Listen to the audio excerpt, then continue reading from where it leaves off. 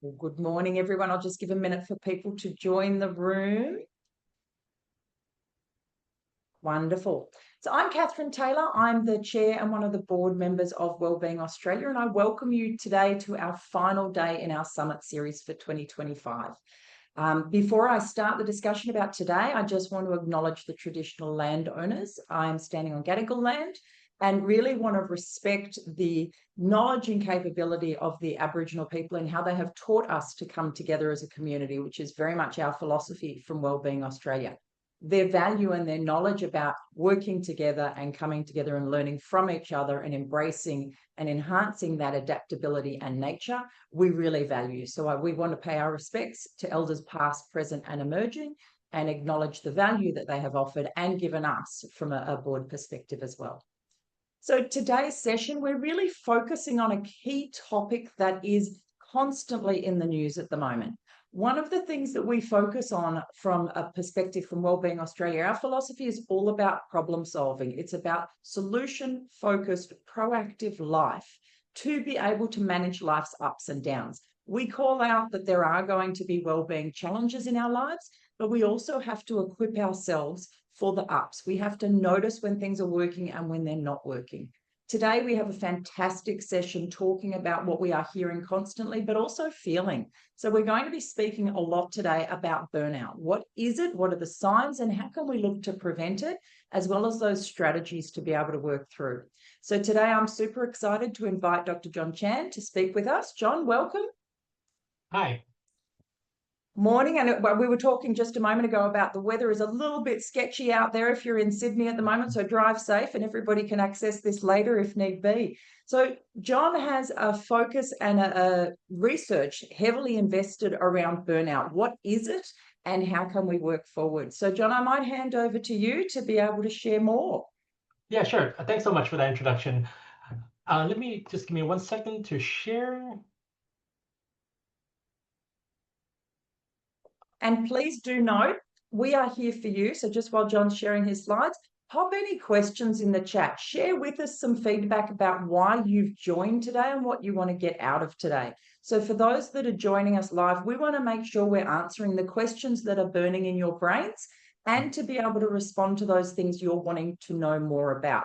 So the chat is there for you. If you want to remain anonymous, the Q&A function is there as well. So please feel free to add those questions and comments so that I can ask John anything that is burning in your brains. Apologies. There you are, John. Great. Thanks. Hi, everybody. Thanks again for joining us today. I know everybody's got quite a lot on, and so taking this time, that right there, I think it's a really good win that you should be very proud of, to be able to make time for this conversation about burnout. As Catherine mentioned, my name is John. My background is an industrial organizational psychologist. And so I've worked with organizations, throughout my career about looking at the ways of working and how do you adapt that work in a way that's sustainable both for the organization and for the individuals as well. And so I want to kind of kick off today with maybe a bit of a provocation. What if most of what we've been taught about burnout is wrong? We're oftentimes told that it's an individual problem. It's something that you should kind of solve because and there's always talks about, oh, maybe that's just a sign of weakness or lack of resilience, or the person maybe just not cut out for that role. And oftentimes we're told to the solution is just, why don't you just take a day off and kind of get over it, or just kind of toughen up. What if it's none of those things? What if burnout is a symptom of poor work design, outdated processes, and just insufficient organizational support? So I want you to kind of reflect on this slide real quick. And when I first saw this, I kind of had a bit of a reaction to it, and I'm guessing that this might hit a little bit close to home for some of you as well. And this really captures that really real state of when someone's experiencing burnout. How many of you have felt like you're working harder than ever now, but you're constantly still falling behind, and every time you try to ramp up working even harder, you never kind of go anywhere. And it's not just you. According to the latest report from Microsoft, The average worker or office worker receives about 117 emails every day. There's an interruption every 2 minutes, whether it's from a meeting people are going to, another email message, a Teams or Slack type of message, or even somebody just coming by and saying hi. So interruptions every 2 minutes. So it's very difficult to get into that sort of focused work. Nearly 1 in 5 employees are checking emails before noon on the weekends. And over 5% are back online on Sunday evenings, kind of preparing for the weeks ahead. We're seeing these really unhealthy type of trends in terms of, oh, I just got to get through today, and all of that is leading to what we'll kind of talk about a lot today about burnout. Now, before we kind of get in to it, there's a lot of myths out there and that I really want to kind of talk about. And I was going to explore just a couple here, a couple assumptions that are really common about burnout. First thing there, work-life balance is the key to alleviating burnout. We hear this all the time about work-life balance. And this is a bit of a myth, really, because the word balance is a really terrible metaphor. Like it's suggesting a zero-sum game. Either you can have good work or you can have a good life.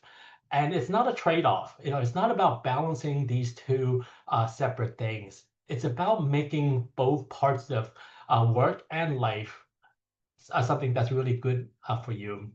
There's common also, that assumption that work is bad, life is good, and we know that that's not correct for everyone. For some people, work is better than their personal life, and vice versa. So, this really suggests that zero-sum game that we need to kind of move away from.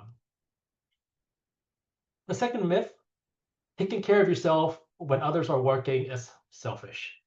I think especially within the education sector, we hear this quite a lot. And this is really powerful and dangerous type of myth. Just kind of think about sort of put on your oxygen mask first on an airplane. You got to secure your own mask or your own health before you are able to help others. You can't pour from an empty cup there. And taking care of yourself is not selfish. When we talk about how do we provide support for others, uh, how do we kind of represent the best version of ourselves for others? All of that is a prerequisite uh, to be your best self when you're trying to help others. So taking care of yourself is a real important aspect of that. And finally, this is the one we hear a lot. And when you go to someone and say, "Hey, I'm feeling a little bit burnt out, I'm a little stressed about work," their advice is, why don't you take a couple days off, or why don't you go on a bit of holiday and come back? What that assumption is it's your problem, and you need to go away and sort of figure it out and come back. And when in reality, that's going on vacation is just sort of a bit of a band-aid on a much bigger kind of gaping wound that you might have. And I think a lot of us, you'll feel this. You always get that high coming back from holiday, and within a week that all dissipates because you're back into the grind, you're back into that environment that is causing so much stress in people. And so those are really common myths out there that we hopefully we'll talk a little bit more about why they are and what we can do about that. But before we kind of continue, I think this is one thing that I think we all need to get sort of on the same page on. I want to make sure we're all talking about the same thing when we talk about burnout. I'm sure if I ask everyone to kind of define what they mean by burnout, we'll probably get a lot of different answers. And I think this is one of the biggest barriers we have in solving this quite complex problem, because we're all talking about something slightly different. So, the term burnout has become really popularized in recent years, which has been really great because it sort of really destigmatizes this problem, but it's also become a bit of a buzzword that often kind of gets misconstrued. Everyone is like people talk about being burned out on everything. It can be from work, it can be from caring. It can be from the rain that we're having. Everybody's burned out on everything. Just kind of using that term now really colloquially, um, as anything that might exhaust them or something that they don't like. And in 2019, the WHO defined burnout as a syndrome resulting from chronic workplace stress that has not been successfully managed. So it defines burnout as chronic. So it's not just having a bad day or a bad week.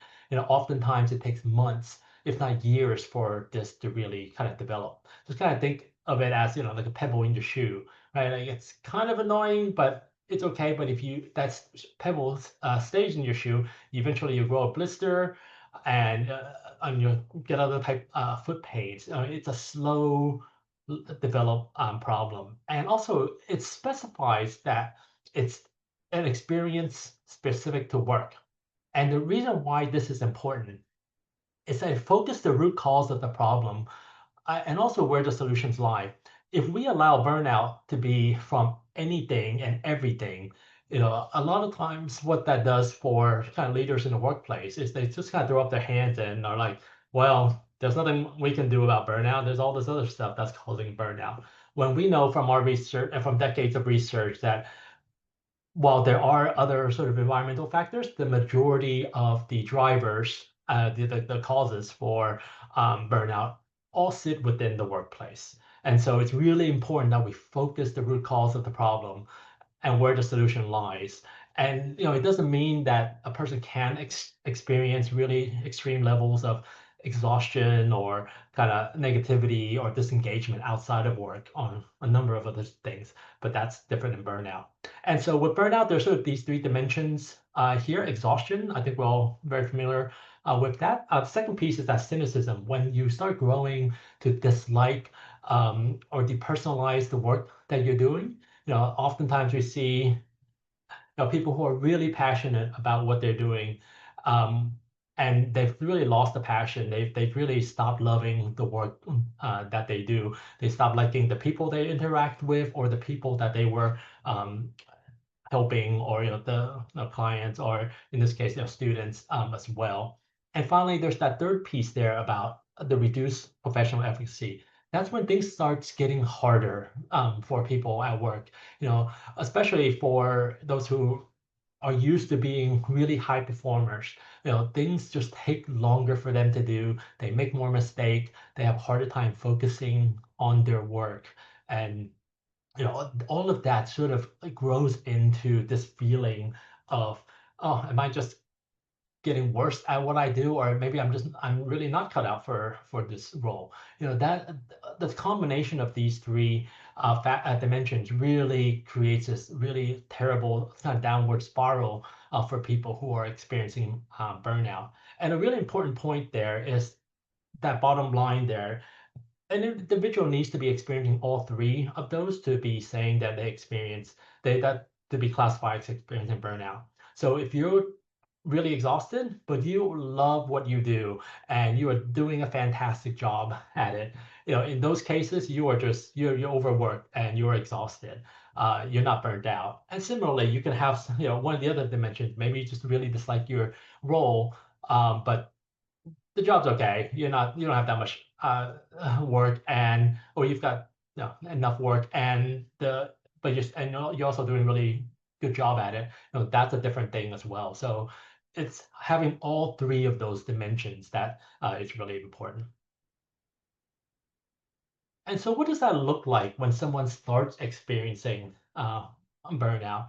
It affects the person in a lot of different ways. As you can see on the slide here, it has effects on a person's physical, mental, social, and professional well-being as well. I won't go through all of that. You can kind of read that for yourself. But what's really central, the one thing I kind of want to bring up is in terms of what burnout does to a person, is that it really affects the person's autonomic nervous system that regulates the heart rate, blood pressure, breathing, and sleep.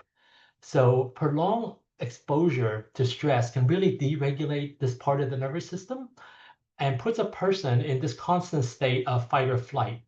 You're just constantly on all the time, expecting something to happen. And we all do that. We all have a fight or flight response.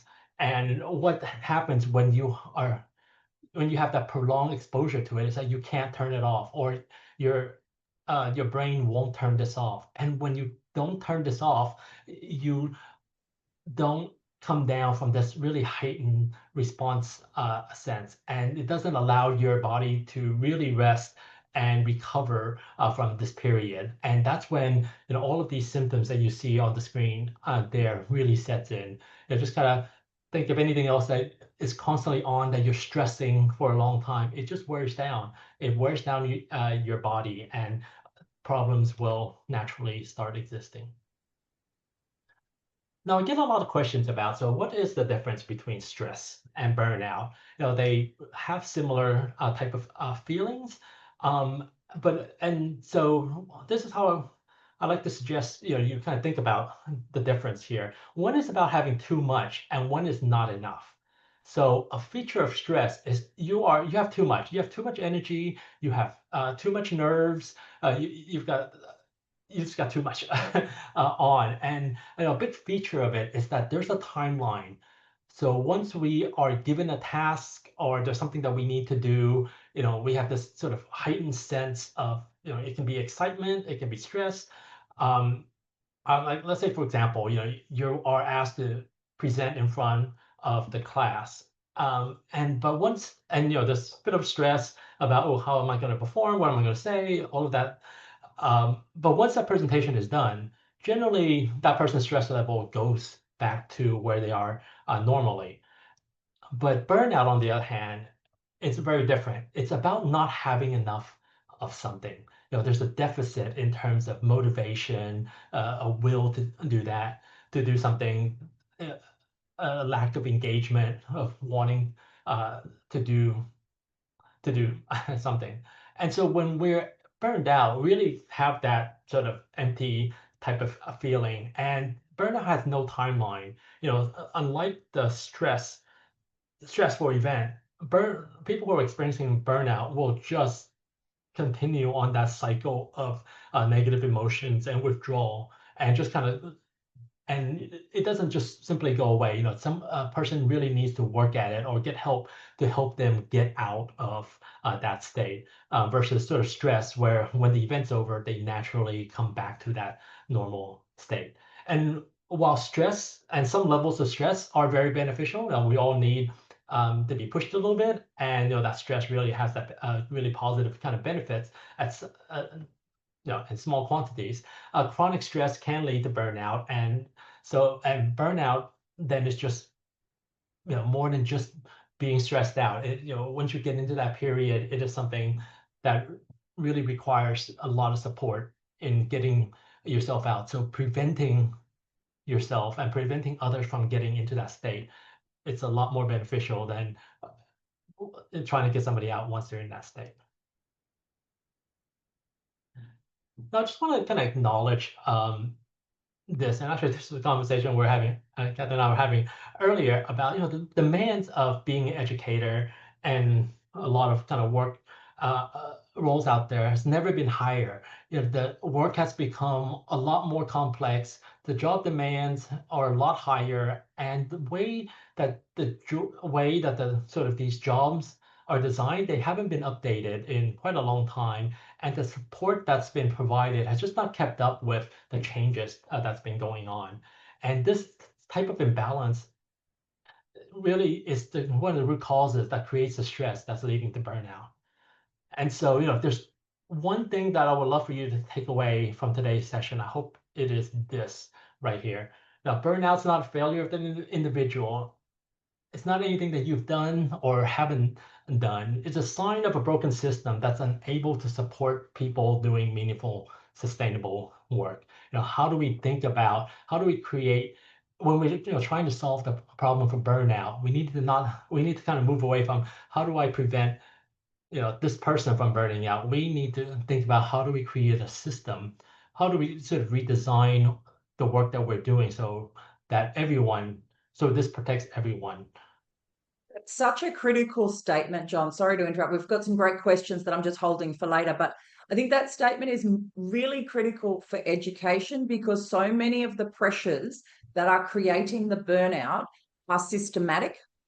And so the governance of it, we really need to look with a lens of how do we prevent burnout and how do we rework to be able to make meaningful change, right? Because as you say, the individual is not failing, but in a lot of the educational sectors, they're feeling like they are. Yeah, that's right. And we see this really often, especially in education, but also in areas like health, um, where and also a lot of community services kind of sectors that I work in as well. We have somehow made this problem about the individual when it's actually how we have been designing, how we've been funding, all of these other much more structural type of issues within work. For the past 5 years, my organization, Infinite Potential, we've been conducting a yearly study on the state of workplace burnout. And there's a couple insights I'd like to kind of share with you from this year's report. We'll send a link, or actually, we can probably just send the full report to everyone later so that you can read. There's a lot of interesting things in there. But there's a couple things I want to kind of point out. The first one there is, if you kind of look at the chart there, we've been seeing a steady rise in burnout rates for the past few years. So we started this in 2020, and it's been kind of going up steadily for the last few years. We did see a slight dip from 38 to 35% burnout rate, which is quite positive in terms of the direction it's going. But that's still saying that over 1 in 3 of us are still experiencing burnout. Now, in my role, I spend a lot of time studying work trends and kind of looking at numbers about how work kind of, about what work is like for everyone. And this is the data that I'm seeing that, I feel like it's sort of a bit of a wake-up call. What we're seeing here, only about a third of us are satisfied with their job. 41% only 41% find their roles meaningful. Only about a third of us are actually happy at work, and at least 25% of us are really stressed about kind of losing our jobs, and about a third of us are stressed about our finances as well. And while these variables are not sort of directly correlated with burnout, these are leading indicators that there's something going wrong with the work environments that we're in. Within the way that organizations have designed how they do and how they work as well. And so this is sort of global data. One thing I kind of want to point out, so this is quite interesting. Australia traditionally in the last few years have been quite good. We're always sort of in that mid-20s range.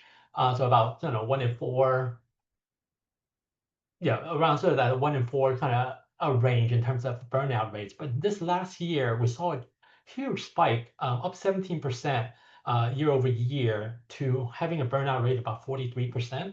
And so now we've gone from a couple of standard deviations from the global norm to now we are above the global norm. And when we kind of dig in a little bit about what might be causing the problems, what we saw, I thought this was quite interesting. The first two here, job demands and sort of leadership, these are universal across the different countries across the globe. These are basically problems everyone is trying to deal with. But this third one is unique to Australia, which is this lack of psychological safety. So this is what we found. So these three are the sort of key drivers in terms of what was burning out. What we found was that 25% of the Australian sample in our study said that that they've experienced or witnessed harassment on a daily basis. That's pretty incredible. It's a lot. 25% on a daily basis. Now, globally, it sits around 17%. So we are quite a bit higher with that. And again, this is one of those kind of factors that really drives burnout that we really need to look into as well. The other interesting finding that I want to go over, it's what we are kind of seeing as sort of an emerging factor, what we're calling sort of the distracted worker. Like all of us have a lot going on.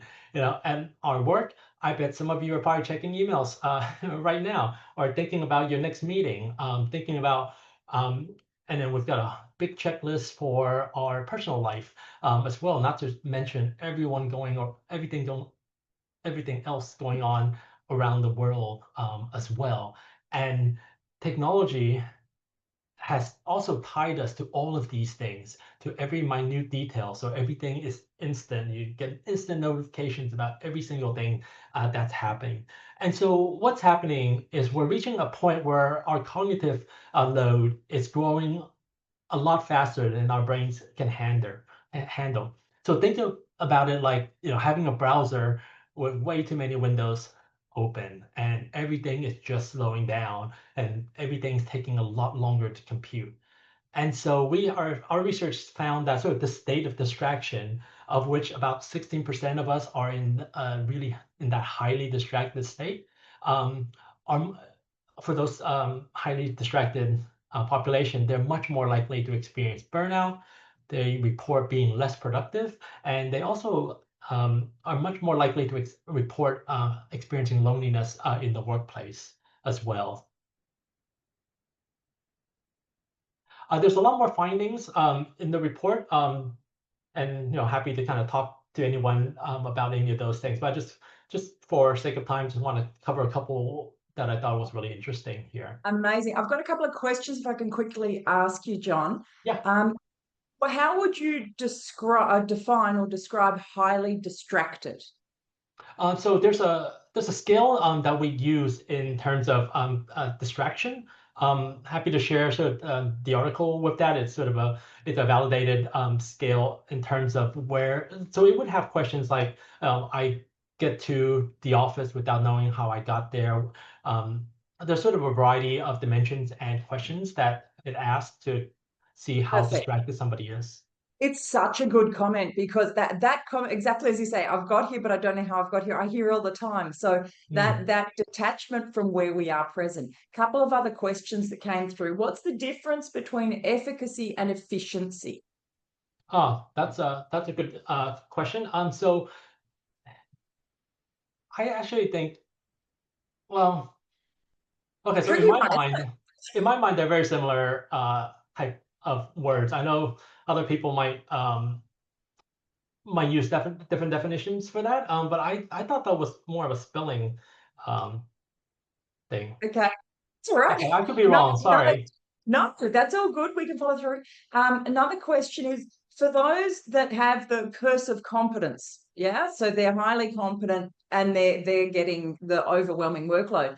What can they do to prevent getting to the point of burnout? That is a great question. We will come to that right now. That's a great transition about Brilliant. what you can Lead do, through. especially We've got as a just high 2 minutes, performer. John. So Yeah, all good. yeah. Sorry, was there another one? No, no, no. You go. You Okay. keep going. Yeah. Thanks for that.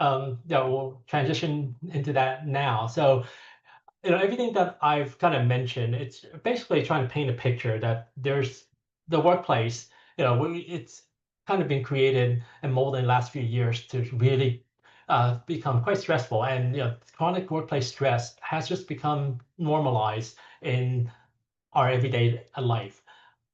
But it doesn't have to be. We can really change the narrative of just being a part of this kind of workplace. We can really take a bigger step, especially for those of you who are in administration, who have leadership roles. Um, take charge of how to still get all the work done, but do it in a way that's sustainable for people as well. And so I wanted to kind of introduce you to sort of the ABCs, managing and as a way of kind of managing burnout. So A is for awareness, boundaries, connections, and self-compassion. So just kind of please note that I'll kind of just go through some of the highlights of this framework. We can kind of do a whole in-depth kind of workshop on this. So on the first part is about awareness. I think this is something that we're still not very good at in terms of what are actual burnout symptoms and what are not, and also the normalization of it. We see quite a lot, especially in like high pressure um, environments where, let's say, everyone is working really long hours, you know, people kind of normalize, well, I can't be burning out because everyone here is working that long and they're not burning out. So maybe it's something about me. And having that normalized is a really bad way of um, so this is one of the kind of barriers in us kind of fixing this problem because we've in a lot of kind of sectors, it's really normalized that well, that's just how the sector works. And if you want to be in this sector, that's just how it is. And so awareness is really that first step. You can't fix a problem that you don't recognize. So being more attuned to this is really important. Some of the signs of a burnout. Earlier, there was that all of those kind of individual kind of symptoms. Some of the ones that you might see in both yourself, but also in others as well, is kind of what you see on here, kind of withdrawing from responsibility, isolating yourself from others, taking longer to get things done, using food, drugs, alcohol, Netflix to cope. One thing we hear a lot from those experiencing burnout, I love to binge a series as much as anybody, but that is an escape mechanism that people do when you're just trying to retreat from others because you don't have the motivation to do anything else. That's a bit of a sign for that. And we just, and this is sort of kind of going into that normalization thing. We've all seen this meme. We've got to really call it out when things aren't going okay for us. Second part there's about understanding the root cause of workplace stressors. A lot of times we just kind of have this generalized, oh, work is so stressful. Everything about it is stressful. And that for most people is just not true. There will be specific things that are quite positive that is great about work and certain things that are pretty um, stressful within work. And it's important to kind of figure out which is which. I would recommend sort of doing a stress journal. This is something that I've had my team do. I've done this myself quite a bit to kind of just for a couple of weeks to kind of reflect at the end of the day what situations or incidences happen during that day that maybe cause you some stress, or also you can say this made me really energize me and really made me happy. At the end of the week, you'll start seeing some patterns of which it could be a particular process that you have to deal with, maybe some admin work that you have to do, or it could be a project that you're on. Every time you're having to do that, that's causing you stress, or it could be people, particularly groups of people. Every time you deal with them, it's stressful. Then once you kind of pinpoint exactly what that is, then you can figure out how to solve that. This is kind of funny. On one team that we've done this with, they kind of figure out actually one of their big stress things is that the team as a whole gets quite hangry at the end of towards the late afternoon, and they start seeing a pattern of in that late afternoon the intensity of stress all kind of goes up, and it was all over the place. And when they talked about it, eventually it was like we probably need a snack around 3 o'clock for us to go there. But that's there. But doing this for yourself or for your team is really helpful in kind of figuring out, okay, so what's causing us stress? What can we do about that? So really focus on a particular thing rather than having that generalized, stress and anxiety about work. Now, for a more in-depth analysis, I really recommend sort of looking at the sort of conditions that are holding this problem in place. So what you see here is sort of our workplace systems uh, diagnostic framework, which is it's just kind of a systems change, a model here. There's 3 levels within a system that influences how a person within the system experiences the system. So it ranges from sort of that visible structures and policy to the less visible kind of cultural norms and individual mindsets. So these 6 conditions you see here, they're both sort of independent, but also intertwined as well, and they really kind of interact with each other. So for example, there could be a change in the senior leader's mental model, which is the bottom there, and they might trigger a policy change, which is at that top piece there. So oftentimes we hear, a senior leader goes through burnout themselves, and they're like, "Oh, things needs to change." And the second, and so within that three levels, the first level, there's that organizational levels, which are those kind of structural things in policies, in the way that the reporting lines happen, where the resources are being poured into roles and responsibilities, all of those things. There's that structure kind of piece. The second piece is that interpersonal relationships. So the culture within your organization and sort of some of that power dynamics. As well. We see organizations with really big power dynamics. Um, Sometimes that is a big cause for burnout as well. And finally, we all bring a lot of ourselves into the workplace as well. And there's always some of those kind of individual mental models out there that could be the cause of or that could be creating the stress as well. So doing the work to kind of align these three levels together, that is how we really make those kind of major kind of lasting change.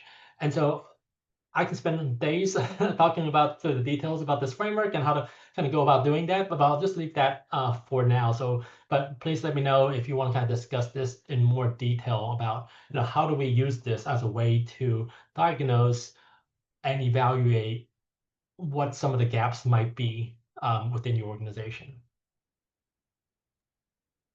And the third piece here, and this is one of my favorite things here, is all about be clear about what you don't want to do.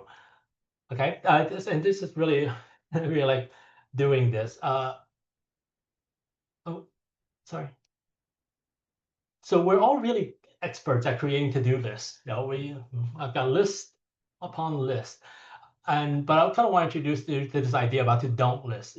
The problem with to-do list is that it just keeps piling on the demands on you. When you check things off, you're going to naturally add more things to it. So it just keeps you in that constant state of kind of high demand. What a to-don't list does is it really flips the script. So it's kind of recognizing what are these things that drains you and things that kind of block your own well-being that you don't want to do anymore. So think about it as sort of your own personal, like, no-go zone. Like, I'm not going to do this. The things that will sabotage your own productivity or creativity or mental health. And by naming them, it's easier for you to notice when you are slipping into kind of these unhelpful kind of patterns. So for example, you might decide you don't want to check your phone during family time, or you won't schedule back-to-back meetings anymore. These aren't just productivity tips. They are helping you set up these kind of protective boundaries. And when you're really clear about what you don't want to do, you're freeing up the energy to focus on what matters most and the things that you love to do as well. So if you kind of think about that,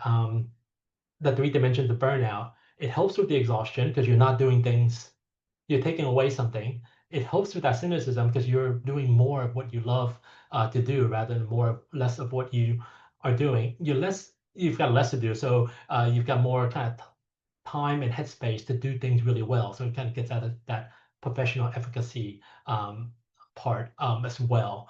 And so, I've done this myself. My first thing I ever done was don't check emails after dinner.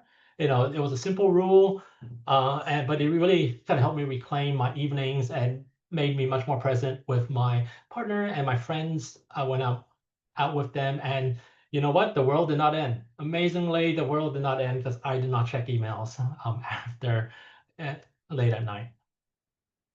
So getting into the setting boundaries as well as sort of the B and the ABCs. This is a really important piece in understanding how to support your own well-being, and especially for high performers who are, I think this is a common problem we have where we find a high performer, somebody who just they always deliver. They always do things well. And when we find that person, we keep giving them more work because we know they will do it really well. And so it's up to both that individual and for the organization to set really clear boundaries for them so that they don't burn out. And so First, there it kind of links to the to don't list. Understand what some of your personal boundaries and non-negotiables are. It can be I always want to make sure I'm there in the morning to drop off my kid at daycare, or I always want to make dinner or have dinner. Have those non-negotiables and clearly communicate that to everybody, saying, "Hey, I'm going to be away for this particular hour. I will come back during this time to make up for work," and just be upfront about what you need as well. And the third part there, I think this is a really important piece, and kind of communicate clearly what those structures mean. So what I mean by that is, for example, if you're out of the office and you're on holiday, the your out of office message, having something like, I'm out of the office, in case of emergency, please contact somebody else, one of your colleagues. I see so often, you see the office message out of office as, I'm out of the office, but in case of emergency, here's my mobile number, right? Things like that, setting clear structure so people know where to go is really important. Or even when you're talking to somebody individually, and they're asking for help, setting the boundaries of, I would love to help, but I'm busy with this piece of work until, let's say, 2 p.m. Let's discuss it after then. You don't need to drop everything and reply to that person right away. Setting those boundaries about, when I'm doing this work, this is what I'm doing, but then we'll talk when we can, things like that. And another thing we see, especially for high performers and also those in early careers, is just this. It's difficult to say no, right? Like, it's great when somebody asks you to work on a project, or here's a new opportunity for you. Um, it's it's really hard to say no sometimes, and we want to say yes because we may never be asked again. I think we all have that feeling, especially when earlier in our career, or we're just really keen. Like, it's really interesting stuff. I've been wanting to do this, but I'm already really, my workload's already pretty high. So, being able to kind of say, thanks for thinking about me for this project. Unfortunately, I just don't have the capacity to take it right now, but I would love to do this, or I would love to help out in the future. Like, just having that conversation, being really clear about that, it would be really kind of important. And I just going to leave you with that statement on the right there. When we don't set our own boundaries, somebody else is going to set it for us. And that's why it's so important to set those boundaries. And it's not about being, hard to work with or being mean about it. What you do when you're setting boundaries is you're ensuring that when they have you, they know that they have your full attention, that you are fully committed to the work that you're doing, to the conversation that we're having. We are focused on you, on this particular thing, and not being distracted by everything else. Great comment, John. What wonderful information, and such accessible information. So I love that closing slide and comments, because I think that reflection you've given around organizational versus interpersonal versus individual is quite empowering. And so that me giving myself permission to have those boundaries. I remember years ago, I was working excessive hours, and I decided I was no longer checking emails after 9:30 because I had to check them after dinner because I was tending to young children in pivot points. But changing that meant that I wasn't on till 1 a.m. kind of thing, and gave some structure that I was able to communicate back to my family. So it was giving that presence. So I really agree with you. Those things can really free us up and make us feel far more in control of things, but also help the organization to see what's happening. And that the distraction and the access out of hours, that's frightening, the data that you've got around how many people are checking emails on the weekend. And I definitely am a Sunday night, get myself prepped. So I do that. And I do think that encroaching into our space has become a societal issue that we need to sort of look through. So really want to thank you, John, for all your wisdom and your sharing, and for your generosity of sharing the report on with everybody else. So for everyone who has registered, we will share on this slide so that we've got the information, the recording, so that those who had to pop out to tend to other things can still access it, and other resources and information. And John, I would love to chat and continue with some other questions I have, and for Wellbeing Australia to keep working with you and Infinite Potential around how these things are impacting and influencing in different parts of various sectors. So very excited to continue the conversation. For everyone who's here, I have shared the link to this afternoon's session, which is our closing wrap-up session, which is all around exactly what you're looking at now, really planning forward. What is it you want to take away and do? How can you improve your world today? And us giving you some strategies around that. So we're going to be going through the Thrive framework in terms of action planning for that piece. So so please do join in for that.